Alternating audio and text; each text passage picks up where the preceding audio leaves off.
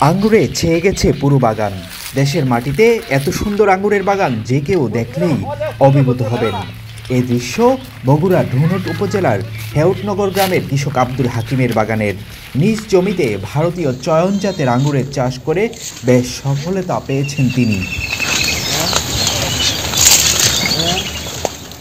আব্দুল হাকিম জানান, ইউটিউব দেখে বিদেশি এই উৎপাদনে আগ্রহী হন। পরে ঝিনাইদহের এক কৃষকের পরামর্শে 5 কাঠা জমিতে ভারতীয় চয়ন জাতের 22টি আঙ্গুর চারা রোপণ করেন। এতে তার খরচ হয় 20,000 টাকা। আর চারা রোপণের 8 মাসের মাথায় ফল আসতে শুরু করে। আমার যেগুলো 1 বছরের গাছ সেগুলো ফলন আসছে আপনার 30 কেজি 25 কেজি, আর যেগুলো 8 মাসের গাছ সেগুলো 10 কেজি 15 কেজি।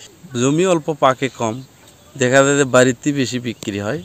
আপনার বগুড়াত নিয়ে দেওয়াই লাগে না, আড়তে যাই না। আমি 1 বছর আগে শুরু করছি। খরচ হচ্ছে জাংলা গাছ কেনা 20,000 টাকার মতো। ওভাবে তো হিসাব করিনি। অন্য লোকের মতো বলতেও পারবো না যে ভারতের থেকে নিয়ে যাচ্ছি, তা তো না।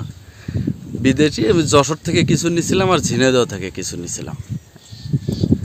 তখন আমার নতুন জাত নিয়ে যাচ্ছি, অনেকগুলো 9টা জাত নিয়ে যাচ্ছি নতুন। তিনি আরও জানান, আঙ্গুর বিদেশি ফল হলেও ধনুটের মাটি এই ফল চাষের উপযোগী হওয়ায় আশানুরূপ ফলন পেয়েছেন।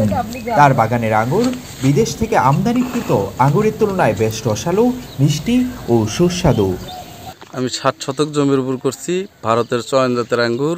অনেক ফলন, কিন্তু এর একটু সমস্যা আছে, একটু বীজ হয়, তারপরেও ঔষধ দিলে বীজ থাকে না।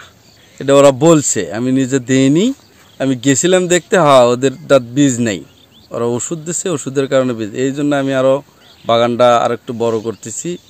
সামনে আমার ড্রাগন আছে, ড্রাগন অর্ধেকখানি তুলে আমরা 1 বিঘা পরিমাণ আঙ্গুর লাগাচ্ছি এবছরে।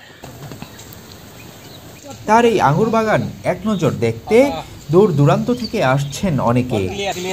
এই আঙ্গুর ফল করা হয়েছে, আর খাইতে খুব মিষ্টি, খুব মোটামুটি ভালো খাইতে, খুব স্বাদের। আঙ্গুর চাষে আব্দুল হাকিমকে সব ধরনের সহযোগিতা করেছে স্থানীয় কৃষি কর্মকর্তারা। তার সফলতা দেখে অন্য উদ্যোক্তারাও উদ্বুদ্ধ হবেন বলে মনে করেন সংশ্লিষ্টরা। তার মতো যদি আরও উদ্যোক্তা আঙ্গুর চাষে এগিয়ে আসে, তাহলে বিদেশ থেকে লাখ লাখ টন আঙ্গুর আমদানি করতে হবে না, এমন অভিমত অনেকের।